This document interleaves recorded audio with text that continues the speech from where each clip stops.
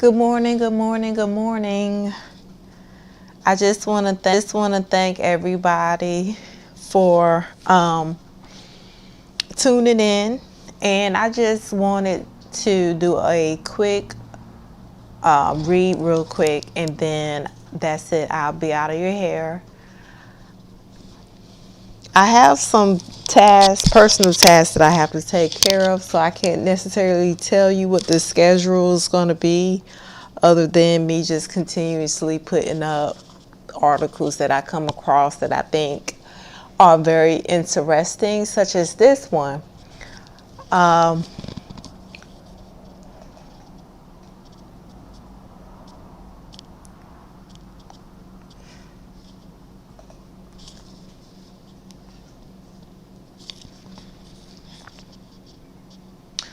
This first one right here says a megachurch leader who calls himself the appointed son of God threatened young girls with physical abuse and eternal damnation if they didn't have sex with him, prosecutors say.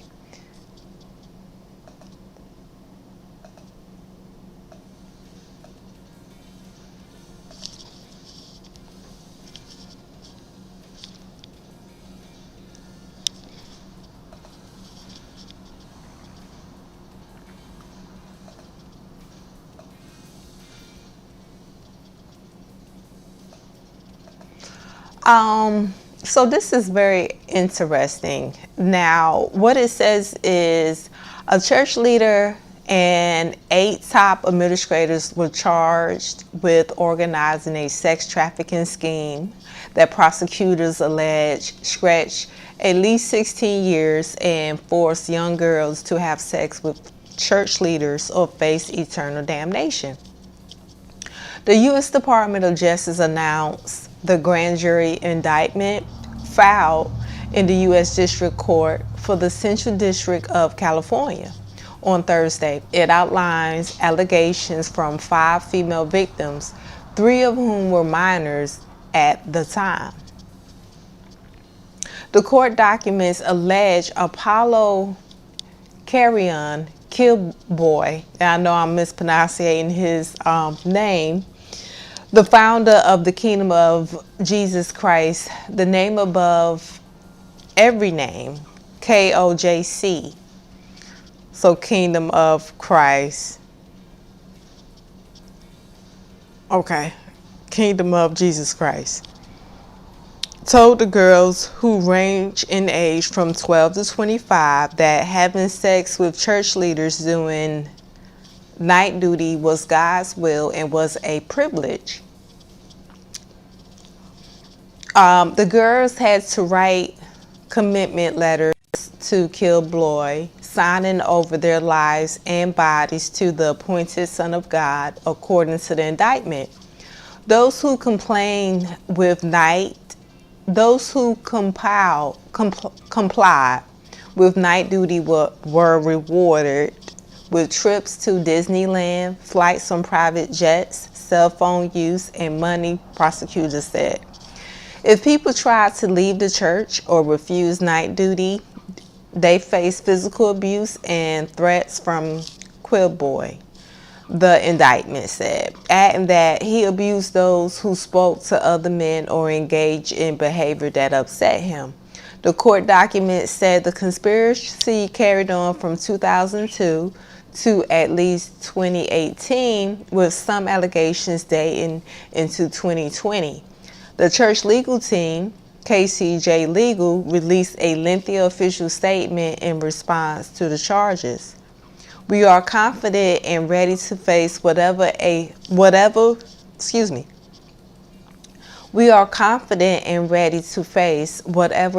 is hurled against Pastor Killboy and the kingdom leaders. We trust the process of justice, and we certainly expect the truth to prevail, and the kingdom ministry will continue to prosper. People may have tried to silence the pastor, but they cannot put down the kingdom nation, the statement continues. They will never detract from the mission and the ministry of the kingdom. It will never stop. It will go on forever. According to the statement, the pastor nor the other officials have answered the charges. The pastor is believed to be in the Philippines with 2 other church members, and 3 of other church members charged were arrested. The church didn't immediately respond to insiders' requests for comment on Monday. There are labor trafficking and money laundering charges. The defendants are also charged with participating in a labor trafficking scheme that prosecutors say brought members of the church known as full-time miracle workers to the United States with fraudulent visas. The church members were then forced to obtain donations for a fake charity, Children's Joy Foundation, which the KOJC founded. The court documents allege they were instructed to tell people donations would go towards helping impoverished Filipino children, but they alleged that the donations were being used to fund operations for the church and to continue for the church leaders to live lavish lifestyles. Some church members were even forced into sham marriages with other KOJC members to obtain a visa. Church leaders punished those who didn't meet their daily fundraising quotas by yelling at or physically abusing them, court documents allege.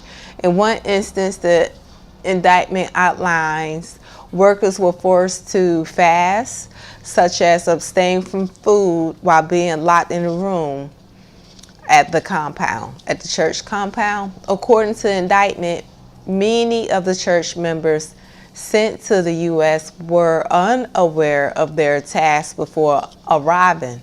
Once their prosecutors say they worked long hours, slept in cars, and didn't have access to medication or, in some cases, appropriate clothing. All meals were necessarily, I'm sorry, that was kind of small. Should have had blown it up, I'm sorry. So let me just scroll to the top, and what I'll do is just go slow.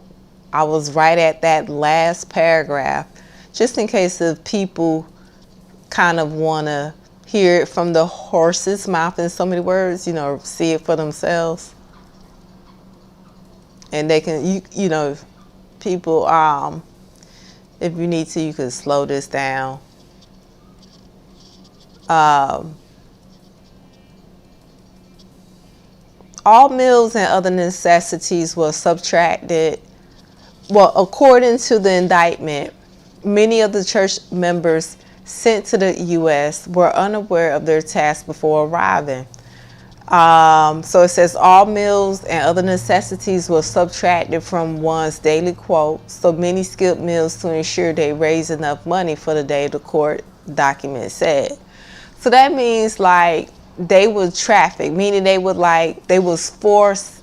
Human trafficking is just a new term for prostitution and all of those vices that goes along with that, because for a very long time prostitution had such a negative connotation that no one got help.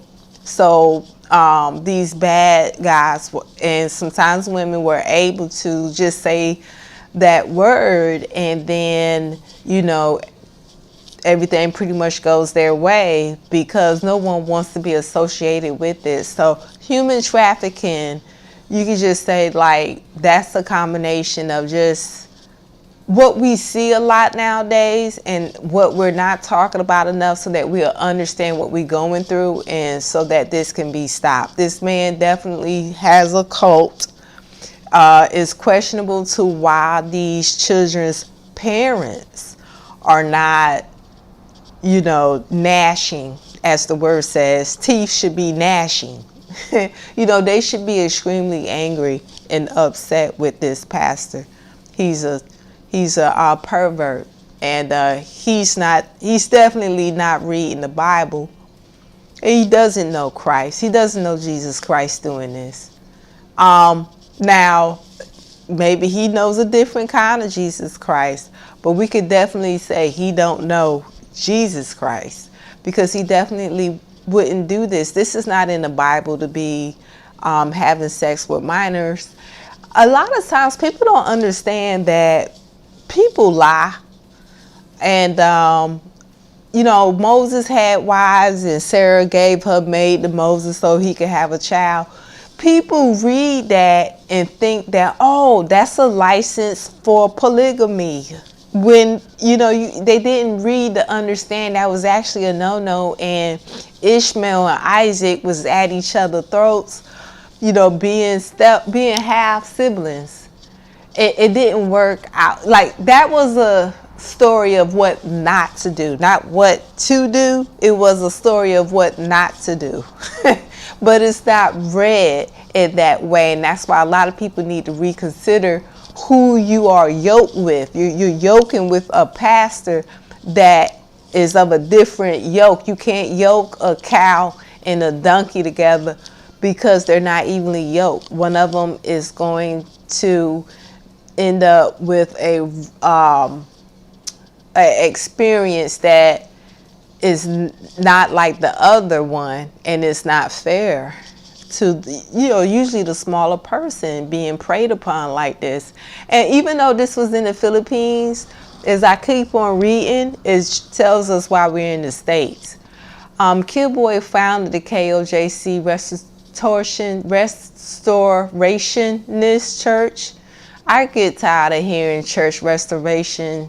It's like when you want to restore a building, but anyway, church. It always is a red flag. Some of the titles of these churches, for me, I don't know about other people, but I think we really need to consider coming out of these brick and mortar churches. Just learn how to read the Bible yourself.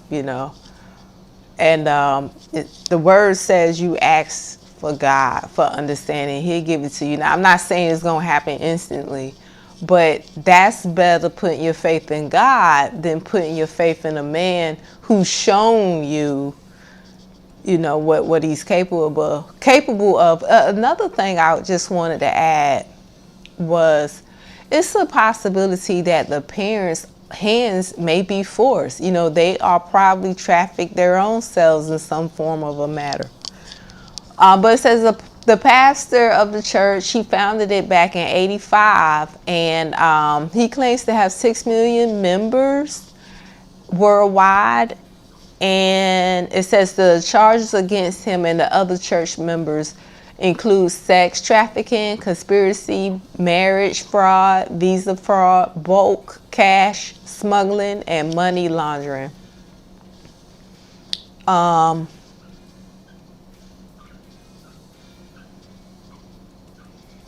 Sorry.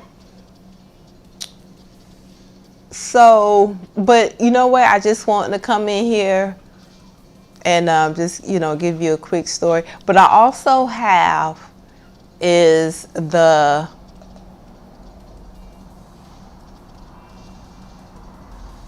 video.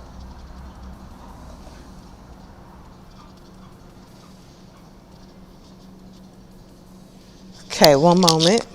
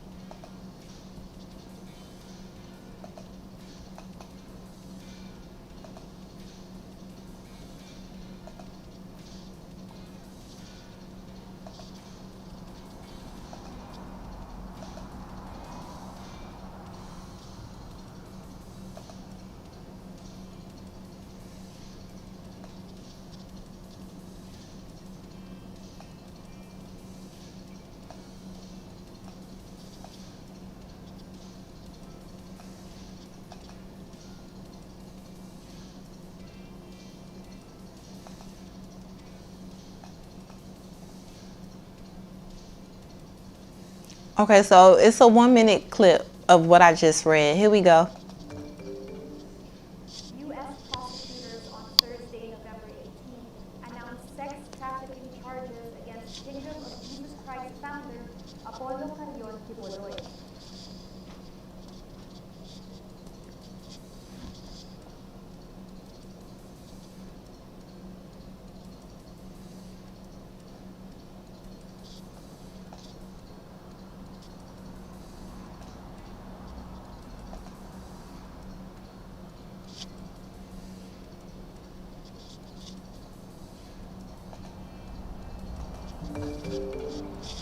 U.S. prosecutors on Thursday, November 18, announced sex trafficking charges against Kingdom of Jesus Christ founder Apollo Carrion Quiboloy. The charges allege girls and young women were coerced to have sex with Quiboloy, who is a friend and spiritual advisor to Philippine President Rodrigo Duterte. A 74-page indictment charges Quiboloy and other church officials, including 2 U.S.-based church administrators, with running a sex trafficking operation. It says they threatened victims as young as 12 with, quote, eternal damnation and physical abuse. Prosecutors say U.S. authorities arrested 3 of the new defendants on Thursday, but Okay, hold on. Let me make sure you can hear this. You may can only hear it from the speaker.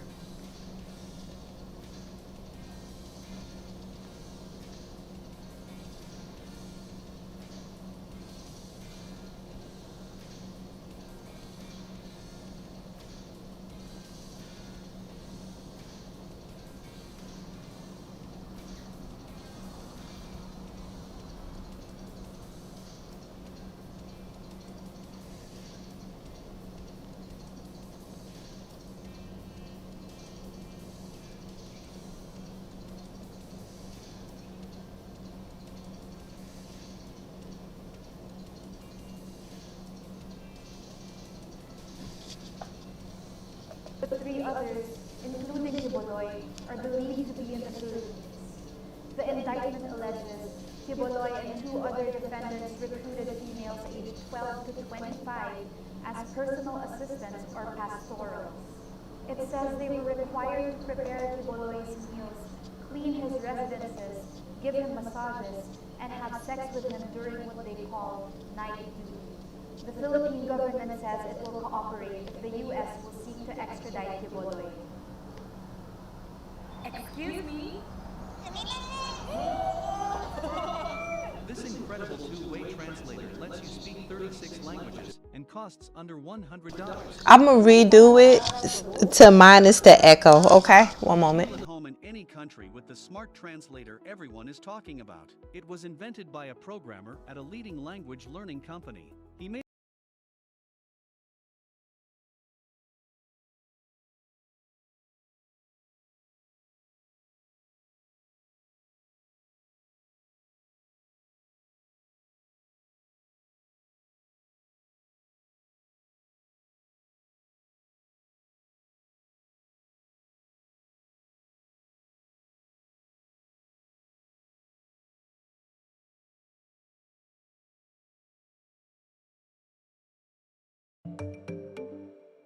U.S. prosecutors on Thursday, November 18, announced sex trafficking charges against Kingdom of Jesus Christ founder Apollo Carrion Quiboloy. The charges allege girls and young women were coerced to have sex with Quiboloy, who is a friend and spiritual advisor to Philippine President Rodrigo Duterte. A 74-page indictment charges Quiboloy and other church officials, including 2 U.S.-based church administrators, with running a sex trafficking operation.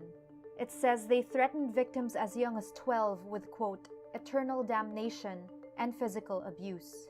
Prosecutors say U.S. authorities arrested 3 of the new defendants on Thursday, but 3 others, including Quiboloy, are believed to be in the Philippines. The indictment alleges Quiboloy and 2 other defendants recruited females aged 12 to 25 as personal assistants or pastorals. It says they were required to prepare Quiboloy's meals, clean his residences, give him massages, and have sex with him during what they call night duty. The Philippine government says it will cooperate if the US will seek to extradite Quiboloy.